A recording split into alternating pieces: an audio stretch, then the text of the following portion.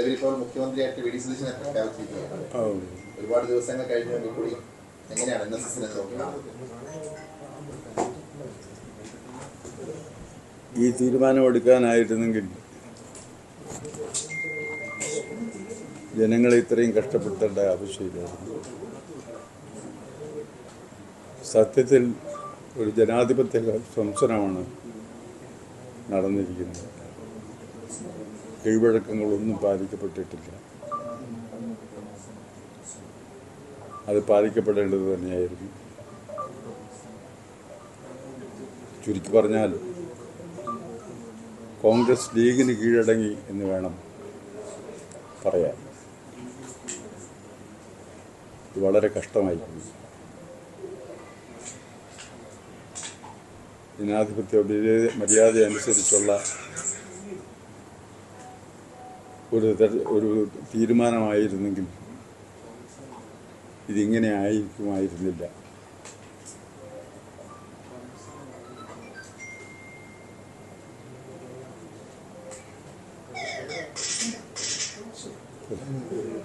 സാറേ, ചെന്നിത്തല ഇപ്പം മാറി നിൽക്കാൻ അതൃപ്തി അറിയിച്ചിട്ടുണ്ട് ഈ ഒരു കാര്യത്തിൽ. അതുകൊണ്ടാണോ കൃത്യമായ രീതിയിലല്ല? ചെന്നിത്തലയല്ല, ഈ കോൺഗ്രസ്സുകാരനായ ആരും അനുസരിക്കും. അതിന് തെളിവാ ചെന്നിത്തല ഇത് സംഭവിച്ചു എന്ന് പറയുന്നത്. സതീശനല്ലാതെ മറ്റൊരു പേരായിരുന്നു വരേണ്ടിയിരുന്നത്. അതല്ല, എനിക്ക് സതീശൻ പറഞ്ഞതിൻ്റെ അല്ല രീതി, ആ രീതിയിലുള്ള ഒരു സമീപനമായിരിക്കേണ്ടിയിരുന്നില്ല ഹൈക്കമാൻഡ് സ്വീകരിക്കേണ്ടിയിരുന്നത്. അതായത് ഇതിനാണെങ്കിൽ ഇത്രയും താമസിപ്പിക്കേണ്ട കാര്യം എന്നായിരുന്നു? ഒരു മാനദണ്ഡവും സ്വീകരിച്ചില്ല. എല്ലാ മാനദണ്ഡവും സ്വീകരിച്ചിട്ട് ചെയ്യാനായിരുന്നെങ്കിൽ ഇത്രയും താമസിച്ചത് എന്താണെന്ന് വെച്ചാൽ മനസ്സിലാക്കുക. എല്ലാ മാനദണ്ഡങ്ങളും സ്വീകരിക്കാൻ വേണ്ടി കാത്തു നിന്നതാണ്. ഇതൊരു മാനദണ്ഡവും സ്വീകരിച്ച് കീഴ്വഴക്കങ്ങളോ മാനങ്ങളോ ജനാധിപത്യ രീതിയോ ഒന്നും ഇവിടെ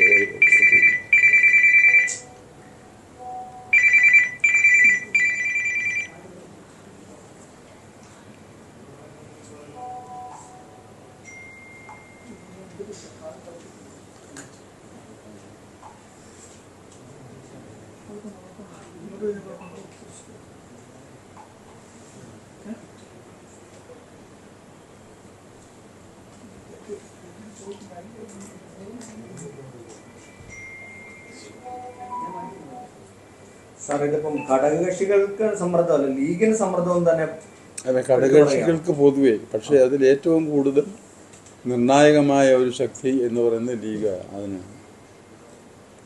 ഈ ഒരു രീതി ലീഗ് നടത്തിയ ഒരു സമ്മർദ്ദം ശരിയായില്ല, ഒരിക്കലും ശരിയായില്ല. ഇനിയിപ്പോൾ വരുന്ന മന്ത്രി തെരഞ്ഞെടുപ്പുകളിലും ഇത്തരത്തിലുള്ള സമ്മർദ്ദം ഉണ്ടാവുമെന്ന് കരുതുന്നുണ്ടോ? മന്ത്രിമാരെ തെരഞ്ഞെടുപ്പുകളിലും മറ്റു കാര്യങ്ങളിലേക്കും അത് തന്നെ ഉണ്ടാവുമല്ലോ. ഇപ്പം ഇങ്ങനെ ആകുമ്പോൾ പിന്നെ അടുത്തുള്ളത് സാധാരണഗതിയിൽ കോൺഗ്രസിന്റെ പാർലമെന്ററി പാർട്ടി യോഗത്തിലെ ഭൂരിപക്ഷത്തിന്റെ അടിസ്ഥാനത്തിലാണ് തീരുമാനം കൈക്കൊള്ളുന്നത്. ഇവിടെ അതൊന്നും പാലിക്കപ്പെട്ടില്ല. അതാണല്ലോ ഞാൻ പറഞ്ഞത്. മാനദണ്ഡങ്ങൾ പാലിക്കപ്പെട്ടിട്ടില്ല. ജനാധിപത്യ ധ്വംസനമാണ് ഇത് നടന്നിരിക്കുന്നത് എന്ന് പറഞ്ഞതിൻ്റെ കാര്യം അതാണ്. ഒരു മുഖ്യമന്ത്രി എന്ന നിലയ്ക്ക് വി ഡി സതീശൻ യോഗ്യനല്ല, യോഗ്യതക്കുറവുണ്ട് എന്നാണോ പറയുന്നത്? മനസ്സിലായില്ല. അതായത് ഇപ്പോ മൂന്നാളുകൾ തെരഞ്ഞെടുക്കപ്പെട്ടത് വി ഡി സതീശനാണ്. അപ്പോ അദ്ദേഹത്തിന് ഈ മൂന്നാളുകളിൽ യോഗ്യതക്കുറവുണ്ട്. 3 പേരും യോഗ്യരായതുകൊണ്ടാണ് ഞാനിങ്ങനെ ഒരു അഭിപ്രായം പറഞ്ഞത്.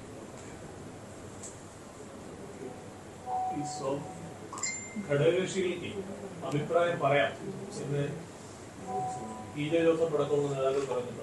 അവരുടെ കൂടി വോട്ട് ഉപയോഗിച്ചാണല്ലോ കോൺഗ്രസ് അല്ലെങ്കിൽ UDF അധികാരത്തിൽ വന്നത്. അപ്പൊ ഘടകകക്ഷികൾക്ക് അഭിപ്രായം പറയാമെന്ന് ഘടകകക്ഷികളുടെ പല നേതാക്കളും പറയുന്നു. എന്നാൽ പിന്നെ MLA-മാരുടെ ഭൂരിപക്ഷം അനുസരിച്ച് തീരുമാനിക്കുന്നു പറയേണ്ട കാര്യമില്ല.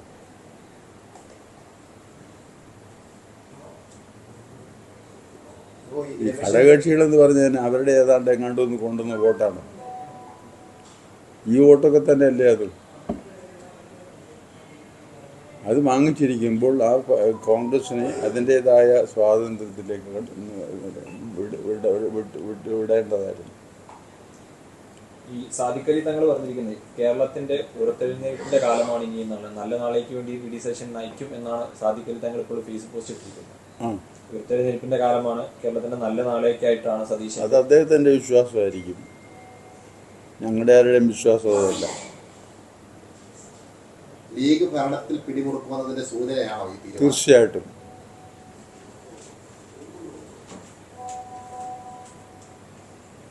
രമേശ് ചെന്നിത്തല തന്റെ സീനിയോറിറ്റി പരിഗണിച്ചിട്ടില്ല എന്നാണ് ഇപ്പോൾ. അല്ല, എല്ലാ തരത്തിലും മാനദണ്ഡങ്ങൾ നോക്കുമ്പോൾ എല്ലാ തരത്തിലും മുൻപ് നിൽക്കുന്ന ആളിനെ വേണമായിരുന്നു എടുക്കാൻ. അത് എക്സോർവൈ. രമേശ് ചെന്നിത്തല തുടർച്ചയായി അവഗണിക്കപ്പെടുന്നുണ്ടോ സാർ? AICCയുടെ പദവികളിലേക്ക് അദ്ദേഹത്തെ പരിഗണിച്ചിരിക്കുന്നു. അത് അദ്ദേഹത്തിനോട് ചോദിച്ചാൽ മതി. അല്ല സാറേ, ഈ സതീശൻ തെരഞ്ഞെടുപ്പിനെ നയിച്ചു, പ്രതിപക്ഷ നേതാവായിട്ട് വിജയകരമായി പൂർത്തിയാക്കി. അതുകൊണ്ട് ജനങ്ങൾക്കിടയിൽ നിന്നും സ്വാഭാവികമായിട്ട് സതീശന്റെ പേരാണ് ഉയർന്നു വന്നത് എന്നുള്ള കാരണമാണ് ഇപ്പോ ഹൈക്കമാൻഡ് സ്വീകരിച്ചത്. ആര് കൗണ്ട് ചെയ്തു? ഈ ജനങ്ങൾ എന്ന് പറയുന്നവരെ ആര് കൗണ്ട് ചെയ്തു? ഈ ജനങ്ങൾ എന്ന് പറഞ്ഞാൽ അങ്ങനെ ആഗ്രഹിക്കുന്ന ആളുകൾ എത്ര പേരുണ്ടെന്ന് ആര് കൗണ്ട് ചെയ്തു? അങ്ങനെയാണ് അതിന്റെ ഭൂരിപക്ഷം വേണ്ടത്. LDFന്റെ ഭരണകാലത്ത്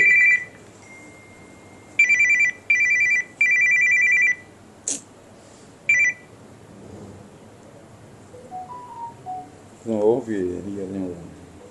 LDF സർക്കാരിന്റെ കാലത്ത് ഒരിക്കലും ഇത്തരത്തിൽ രാഷ്ട്രീയ അഭിപ്രായങ്ങൾ അല്ലെങ്കിൽ രാഷ്ട്രീയം ഇങ്ങനെ പറയാത്ത NSS നേതൃത്വം, അത് അവരുടെ കീഴ്വഴക്കം. UDFന്റെ സമ്മർദ്ദത്തിൽ NSS പറയേണ്ട ഇത് NSS പറയുന്നത് എന്തുകൊണ്ടാണ്? കീഴ്വഴക്കങ്ങൾ തെറ്റിച്ചത് കൊണ്ടാണ് പറയുന്നത്. അത് പറയാൻ അവകാശം എല്ലാവർക്കും ഇല്ലേ? കോൺഗ്രസിന്റെ കീഴ്വഴക്കങ്ങൾ തെറ്റിച്ചത് കൊണ്ടാണ് നമ്മൾ പറഞ്ഞത്. അവർ കീഴ്വഴക്കങ്ങൾ തെറ്റിക്കുന്നില്ല, അത് അവരുടേതായ രീതിയിൽ പോകുന്നു ഇടതുപക്ഷം. ഈ ഭരണത്തിൽ സാമൂഹിക നീതി നടപ്പാക്കുമെന്ന് കരുതുന്നുണ്ടോ? സാമൂഹിക നീതി നടപ്പാക്കുമെന്ന് കരുതുന്നുണ്ടോ? ഇങ്ങനെയൊക്കെയുള്ള ഒരു തീരുമാനം വരുമ്പോൾ തുടർന്ന് അല്ല, അതിപ്പോ എനിക്ക് പ്രെഡിക്റ്റ് ചെയ്യാനൊക്കത്തില്ല. സാധ്യത കുറവാണ് എന്ന് പറയാം. നല്ലൊരു മുഖ്യമന്ത്രിയാവാൻ വി ഡി സതീശന് കഴിയുമെന്ന് കരുതുന്നുണ്ടോ? നല്ല രീതിയിൽ ഞാനത് പറയുന്നത് ശരിയല്ല. ജനങ്ങളെ എണ്ണിയില്ലെന്ന് പറയുമ്പോഴേ ജനങ്ങൾ തെരഞ്ഞെടുത്ത MLA-മാര് അവരുടെ അഭിപ്രായം രേഖപ്പെടുത്തിയായിരുന്നല്ലോ, ഹൈക്കമാൻഡിനെ അറിയിച്ചല്ലോ. അപ്പൊ അതുകൂടി മാനിക്കാതെയാണോ ഈ തീരുമാനം ഉണ്ടായത്? മനസ്സിലായില്ല. ജനങ്ങളുടെ അഭിപ്രായം ആരെ എണ്ണിയെന്ന് സാർക്ക് ചോദിച്ചത്? ഞാൻ ചോദിക്കുന്നത്, ഞാൻ വിചാരിച്ചാൽ കുറെ ആളുകളെ എന്റെ കൂട്ടത്തിൽ അതല്ല സാറേ, ഈ ജനങ്ങൾ തെരഞ്ഞെടുത്ത MLA-മാരുടെ നിലപാട് ഹൈക്കമാൻഡ് പരിഗണിച്ചിട്ടുണ്ടോ? ഇല്ല, പരിഗണിച്ചിട്ടില്ല. അതല്ലേ ഞാൻ പറഞ്ഞത്, മാനദണ്ഡങ്ങൾ പാലിക്കപ്പെട്ടിട്ടില്ല, ജനാധിപത്യ മര്യാദ പാലിച്ചിട്ടില്ല ഇതിനകത്തെന്ന് പറഞ്ഞതിൻ്റെ കാര്യമില്ല. ജനാധിപത്യ മര്യാദകളോ മാനദണ്ഡങ്ങളോ പാലിക്കാതുള്ള ഒരു തെരഞ്ഞെടുപ്പായിരുന്നു ഇത്.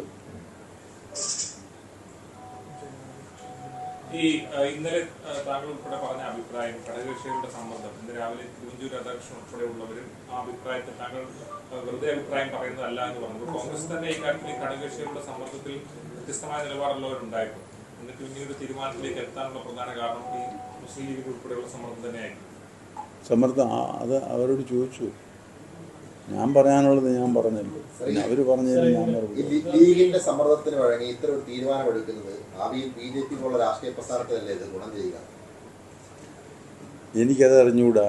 ഇവിടെ ലീഗിന്റെ അപ്രമാദിത്വവും സ്വാധീനവും ഇല്ല എന്ന് പറയുന്ന എത്ര പേര് കാണും? എത്ര പേര് കാണും? ഈ ലീഗിന്റെ ഇത്തരത്തിലുള്ള ഇടപെടലുകളെ ജാതീയമായിട്ടുള്ള അല്ലെങ്കിൽ മതപരമായിട്ടുള്ള വേർതിരിവിലേക്ക് കൊണ്ടുപോകും. ഇല്ല, അവരെ വർഗീയതയ്ക്ക് വളരെ വിധികളാണ്. ഇത്രയും വിരോധമുള്ള ആളുകൾ വർഗീയത എന്ന് പറയുമ്പോൾ തന്നെ അവർക്കങ്ങും അവർഷകം കാണിക്കുന്ന മുഴുവൻ ഇതുവാണ്.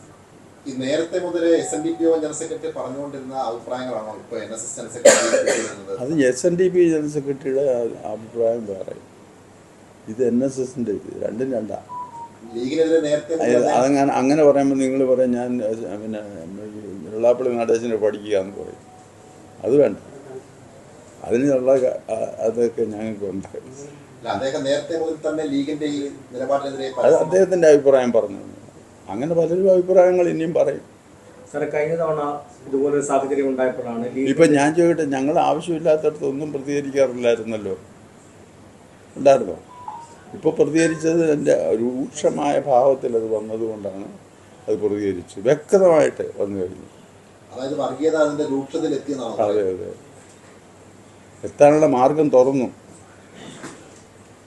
സാറെ, പണ്ട് താക്കോൽ സ്ഥാനത്തെ കുറിച്ച് പറഞ്ഞത് ഇതേപോലെ ചില സ്വാധീനം ചെലുത്താൻ ശ്രമിച്ച ഒരു പശ്ചാത്തലത്തിലാണ് ആണല്ലോ ഞാൻ അതേ സാഹചര്യം തന്നെയാണ് ഇപ്പോഴും ഉരുത്തിരിഞ്ഞു വന്നിരിക്കുന്നത്. ആ സാഹചര്യത്തിലേക്കായിരിക്കും ഇനിയും കാര്യങ്ങൾ നീങ്ങുന്നതെന്ന് ഞാൻ ഊഹിക്കുന്നു. ഈ ദീർഘകാലം കേരള കോൺഗ്രസ് രാഷ്ട്രീയത്തിൽ സജീവമായിരുന്ന ഒരാളാണ് ചെന്നിത്തല. മുൻപ് കെ കരുണാകരൻ പാർട്ടി വളർത്തിയപ്പോൾ പോലും പാർട്ടി നിലപാടിനൊപ്പം നിന്ന അടിയുറച്ചു നിന്ന ഒരാളാണ്.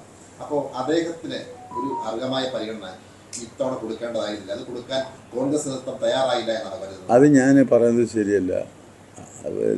എന്ന് വെച്ചാൽ അത് അവിടെ അവർ തീരുമാനിക്കേണ്ടതാണ്. വ്യക്തിപരമായി പറഞ്ഞാൽ അദ്ദേഹമാണ് യോഗ്യൻ. കഴിഞ്ഞ പ്രാവശ്യം പ്രതിപക്ഷ നേതാവായപ്പോൾ ഭൂരിപക്ഷത്തിന്റെ നിലപാട് അംഗീകരിക്കാതെ അദ്ദേഹത്തെ മാറ്റി. ഇപ്പോൾ അദ്ദേഹത്തിന് യാതൊരു പരിഗണനയും കൊടുക്കുന്നില്ല, അവഗണിക്കപ്പെടുകയാണ് തുടർച്ചയായി. തീർച്ചയായിട്ടും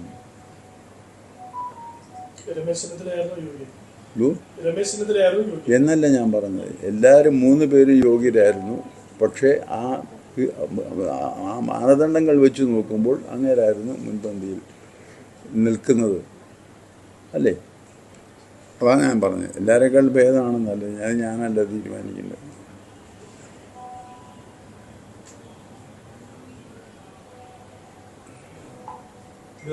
നേതൃത്വത്തെ ഔദ്യോഗികമായിട്ട് അറിയിക്കുമോ? കോൺഗ്രസ് നേതൃത്വത്തെ ആശങ്ക ഞാനോ? ഇല്ലല്ലോ, അവിടെ ആരെ അറിയിക്കുകയാണ്? ഒരു സമുദായിക തന്നെയാണ് യഥാർത്ഥത്തിൽ മുഖ്യമന്ത്രി ആവുന്നത്, അങ്ങനെ കൂടിയില്ലേ? അതിൽ കാര്യമൊന്നുമില്ല. ഞങ്ങൾക്ക് അങ്ങനെ വലിയ ഇതൊന്നുമില്ല. ആര് വേണേലായാലും ഒരു കുഴപ്പമില്ല. പക്ഷെ സത്യമായി നിൽക്കണം. ഈ 3 പേരിൽ കോൺഗ്രസ് പാർട്ടിയിലെ മാനദണ്ഡങ്ങൾ നോക്കുമ്പോൾ രമേശ് ചെന്നിത്തല മുൻപന്തിയിൽ തന്നെയാണ് എന്നാണ് ഞാൻ പറഞ്ഞത്.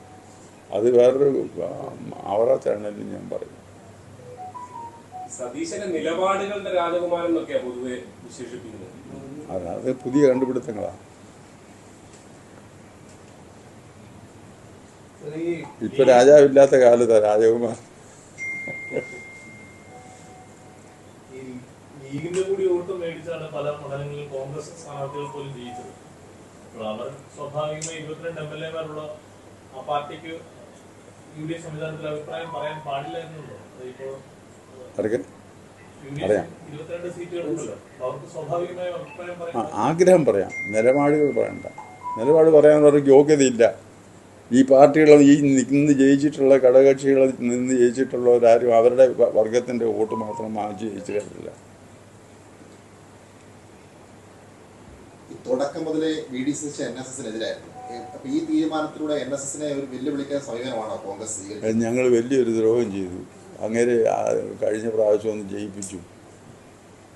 ഇപ്പോൾ അത് അദ്ദേഹം ഇവിടെ വന്ന് കുത്തിയിരിക്കുകയായിരുന്നു.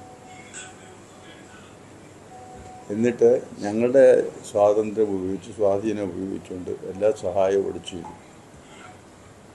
ഈ തെരഞ്ഞെടുപ്പിൽ സഹായം അത് ഈ തെരഞ്ഞെടുപ്പിൽ അതുകൊണ്ട് ഞങ്ങൾ സമദൂരം വെച്ചു. അതിക്ക് സഹായിച്ചിട്ടുണ്ട്, സഹായിക്കരുതെന്ന് പറഞ്ഞിട്ടില്ല. ഇങ്ങനെ ചെയ്തതുകൊണ്ട് അതായത് NSSന്റെ തണലിലാണ് അദ്ദേഹം വളർന്നു വന്നത്. അല്ല, എന്നൊന്നും അറിയത്തില്ല. ഒരു പ്രാവശ്യം അയാൾ ഇവിടെ വന്നിരുന്നു, ഈ വക ആവശ്യങ്ങൾ പറഞ്ഞിരുന്നു, ബന്ധപ്പെട്ട അതിനുള്ള വഴികൾ, മാർഗങ്ങൾ പറഞ്ഞു കൊടുത്തു, അതിനുവേണ്ട ആളുകളെ ബന്ധപ്പെടുത്തി കൊടുത്തു. അതനുസരിച്ച് അങ്ങനെ കൂടെയാണ് അങ്ങനെ ജയിച്ചത്. ജയിച്ചു കഴിഞ്ഞപ്പം നേരെ ഞാൻ അത് പറയുന്നില്ല.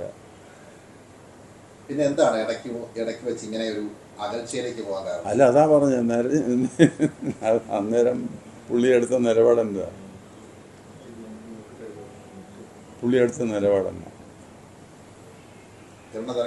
തിണ്ണയൊക്കെ പോയി കിടക്കരുതെന്ന് മതനേതാക്കന്മാരോട്. എന്ത് ദ്രോഹമാണ് മതനേതാക്കന്മാർ ഇവർക്ക് ചെയ്തിരിക്കുന്നത്. പക്ഷെ മറ്റു പല നേതാക്കന്മാരുടെയും എടുത്തു പോയിരുന്നു തെരഞ്ഞെടുപ്പിന് മുമ്പ്. അതെനിക്ക് അറിഞ്ഞുകൂടാ. സമുദായ നേതാക്കളുടെ തിണ്ണെ പോയി നിരങ്ങിക്കൂടാ എന്ന് പറയാൻ എന്ത്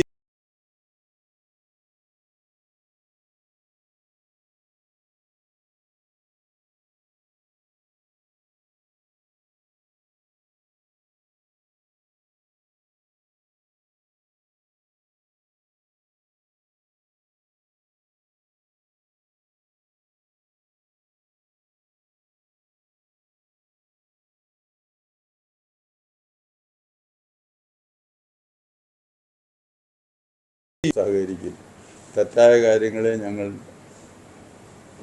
വിമർശിക്കും. അതിനകത്തൊരു സംശയമില്ല. ഔദ്യോഗികമായി മുഖ്യമന്ത്രിയെ തെരഞ്ഞെടുപ്പ് രാഷ്ട്രീയമായിട്ട് അതിനെ കാണത്തില്ല. ഔദ്യോഗികമായി മുഖ്യമന്ത്രിയെ തെരഞ്ഞെടുപ്പ് കഴിഞ്ഞാൽ പിന്നെ NSS എന്ന നിലയ്ക്ക് ആശംസ എന്തെങ്കിലും അറിയിക്കുന്ന സാധ്യത ഉണ്ടാവും. എങ്ങനെ മുഖ്യമന്ത്രിക്ക് ആശംസ വല്ലതും ഉണ്ടോ? ഏത് ഇപ്പോഴോ? ഇപ്പോൾ അതിൻ്റെ ആയില്ല. സാർ, ഇനി ഈ വിദ്യാഭ്യാസ വകുപ്പിന്റെ കാര്യത്തിലൊക്കെ ഇന്നലെ ഒരു ആശങ്ക പറഞ്ഞു. അതും ഇതുപോലെ തന്നെ ആകുമെന്ന് തോന്നുന്നുണ്ടല്ലോ ഈ പോക്ക് കണ്ടിട്ട്? അല്ല, അവർ പറയുന്ന പോലെയല്ലേ നടക്കും. ഈ ആക്ഷേപം ഇതിനു മുമ്പ് പലരും ഉന്നയിച്ചിട്ടുള്ള ഈ വിദ്യാഭ്യാസ വകുപ്പ് ഒരു കോൺഗ്രസിനെ പോലെയുള്ള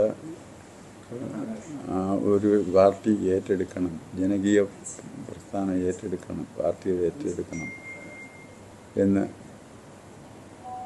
ആവശ്യപ്പെട്ടതാണ്. അന്നൊന്നും ചെയ്തിട്ടില്ലായിരുന്നു. അന്നൊക്കെ സമ്മർദ്ദത്തിൽ നിന്നു. അതായത് വിദ്യാഭ്യാസ വകുപ്പ് ലീഗ് കൈകാര്യം ചെയ്താൽ അവിടെ സാമൂഹിക നീതി ഉറപ്പാവില്ല എന്നുള്ളതാണോ NSSന്റെ നിലപാട്? തീർച്ചയായിട്ടും അതിന് ഞാൻ അക്കൗട്ട് പറയുന്നു. തീർച്ചയായിട്ടും അവരവരുടെ കാര്യം കഴിഞ്ഞിട്ട് കാര്യങ്ങൾ നോക്കുകയുള്ളൂ. എല്ലാവരും അങ്ങനെ ആയിരിക്കാം, പക്ഷെ ഇത് കുറച്ച് കൂടുതലാണ്. കൂടുതൽ വാർത്തകൾക്ക് News 18 Keralam YouTube channel subscribe ചെയ്യുക.